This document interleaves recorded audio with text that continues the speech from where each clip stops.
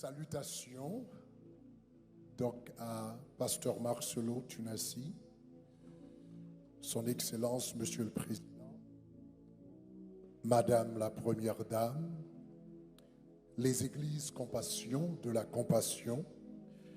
Je vous apporte les salutations de la famille Shekinah, Tabernacle de Gloire, du corps de Christ en Haïti et de toute la nation haïtienne d'une façon générale. Il y a des tragédies qui arrivent dans la vie qui nous font penser que nous devrions avoir une réponse ou une explication de la part de Dieu. Et parfois, nous pouvons même penser que nous avons la réponse. Ce sentiment de droit et même de présomption de savoir peut nous conduire ou encore peuvent nous conduire à une sorte d'auto-illusion. Il est vrai que nous apprécierions à avoir une réponse de la volonté de Dieu. Ce serait très apprécié d'avoir une réponse de la part de Dieu en cas de crise ou en temps de crise. Mais les réponses, ce n'est pas vraiment ce qu'il nous faut dans les moments de crise. Il nous faut quelque chose d'autre. Et ce dont nous avons besoin, nous le trouvons dans l'histoire de Job. Donc ce matin, rapidement, en guise de prédication, je voudrais vous lire quelques passages du livre de Job, quelques textes du livre de Job qui pourront vous encourager en ce moment difficile. Donc tout d'abord, je vous mets dans le contexte. Job, c'était un homme qui vivait dans un pays en Orient. La Bible dit que c'était un homme intègre qui craignait Dieu et qui se détournait du mal. Le texte, la Bible dit qu'il avait 7 fils et 3 filles. Il possédait 7000 brebis, 3000 chameaux, 5000 paires de bœufs, 500 ânesses et un très grand nombre de serviteurs. Donc, en d'autres termes, ce texte décrit l'intégrité de Job. Il craignait Dieu. Ce texte décrit sa famille. Il avait 7 fils et 3 filles. Le texte décrit sa richesse. Il possédait 7000 brebis, 3000 chameaux et des paires de bœufs, etc. Et également sa réputation. Cet homme était le plus considérable des fils de l'Orient. Mais un jour, alors qu'il vivait très bien chez lui, soudainement, donc cet homme a dû faire face à plusieurs malheurs en même temps. D'un coup, premièrement, il a perdu sa richesse. D'un seul coup, il a perdu ses bœufs. Pendant qu'il était à la maison, un serviteur est venu lui dire, les bœufs labouraient et les ânesses paissaient à côté d'eux, et les Sabéens se sont jetés dessus, et ils ont enlevé les bœufs, et ils ont passé les serviteurs au fil de l'épée, et je me suis échappé moi seul pour t'en apporter la nouvelle. Pendant que cet homme parlait, un autre est venu lui dire, le feu de Dieu est tombé du ciel et embrasé tes brebis et tes serviteurs et les a consumés, et je me suis échappé moi seul pour t'en apporter la nouvelle. Pendant que cet homme parlait, un troisième est venu pour lui dire, des Chaldéens formés en bande de 3 se sont jetés sur les chameaux, ils les ont enlevés et ils ont passé les serviteurs au fil de l'épée, et je me suis échappé moi seul, pourtant, n'apporter la nouvelle.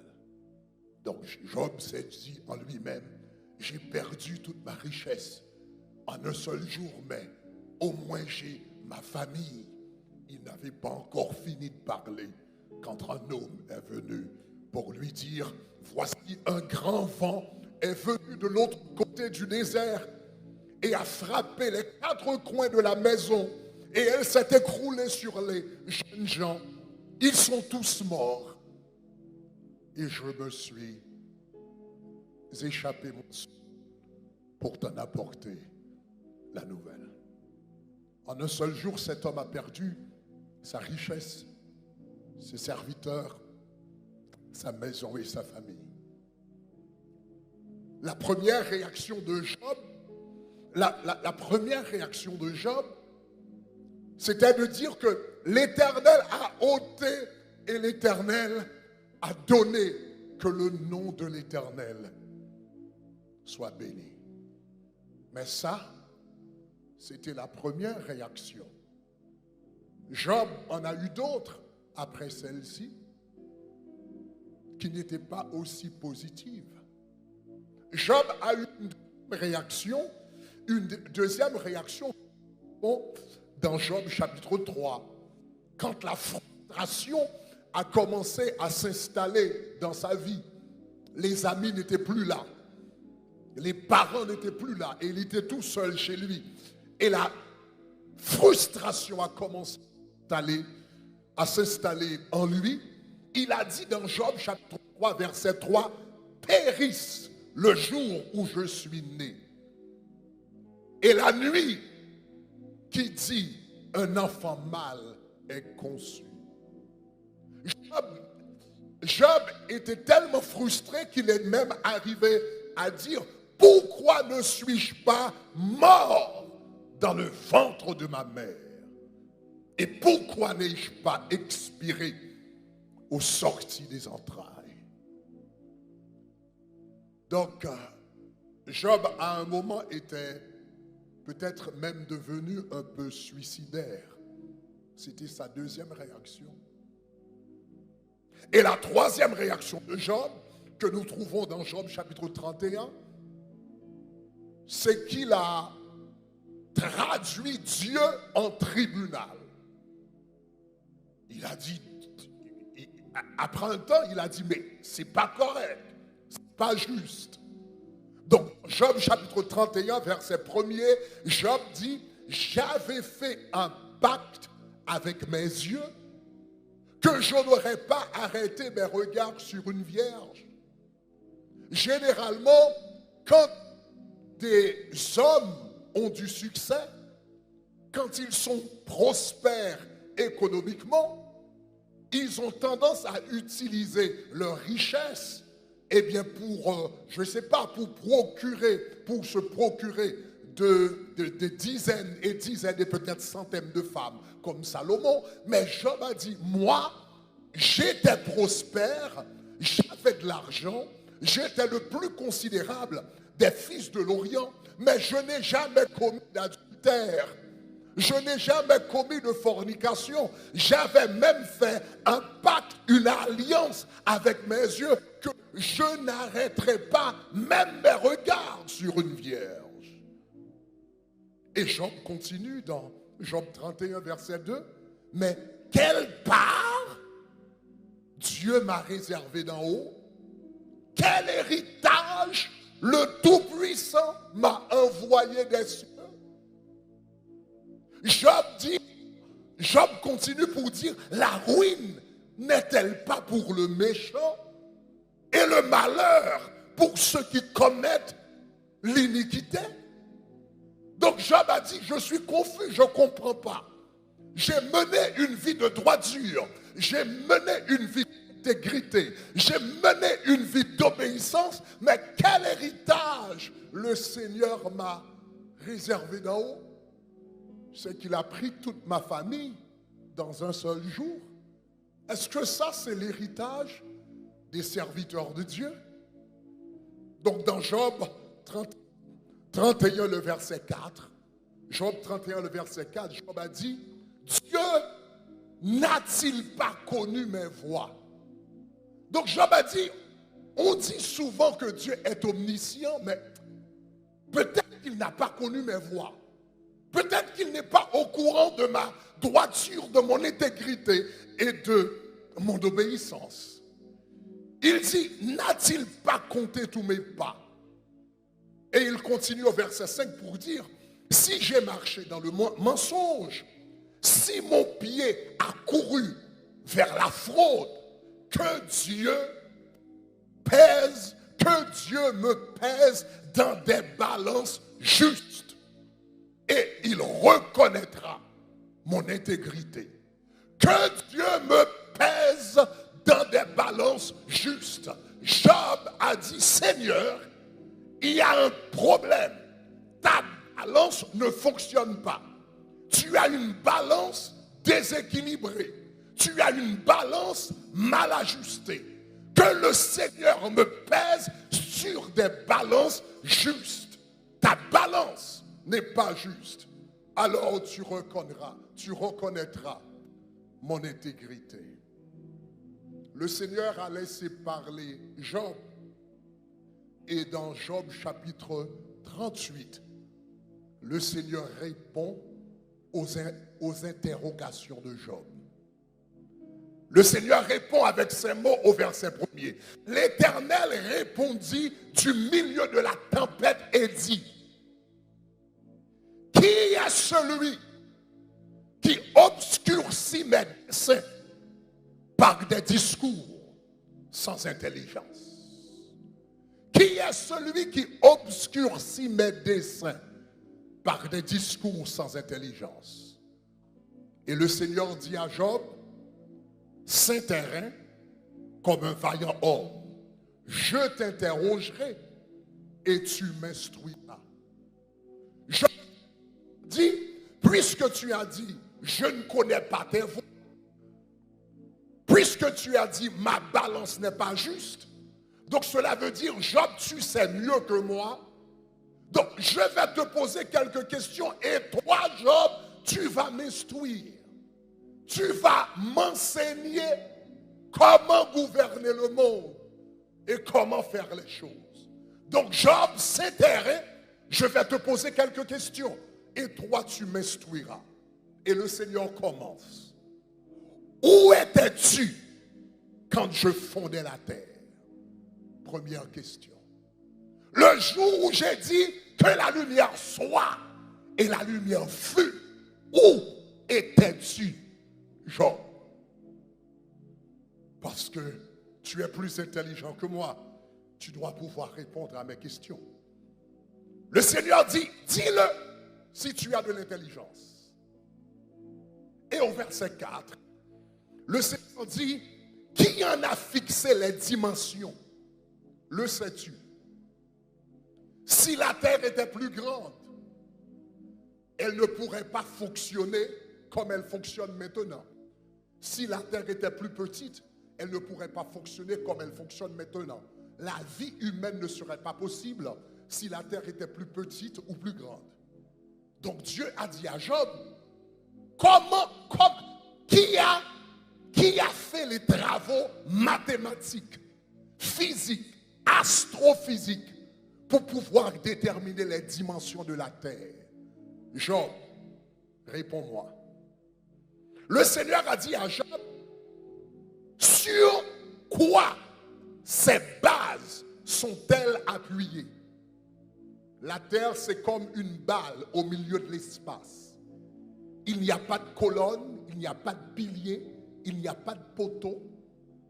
Et pourtant, la terre continue à fonctionner au milieu de l'espace, sans aucune base. Job, explique-moi ce mystère. Donc, le Seigneur a dit à Job, qui a fermé la mer avec des portes quand elle s'élança du sein maternel? Quand tu es au bord de la plage, tu vois les vagues de la mer venir avec toute leur force, leur arrogance.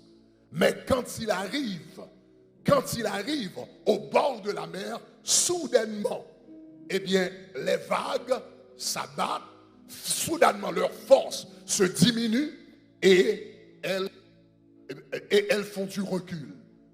C'est qu'il y a une porte. Le Seigneur a dit, comment ai-je fait pour mettre ces portes? Donc le Seigneur a posé à Job à peu près une 60aine de questions.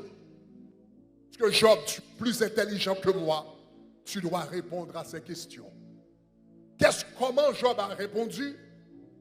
Donc, dans Job chapitre 40, Job 38 et 39, le Seigneur a posé des questions.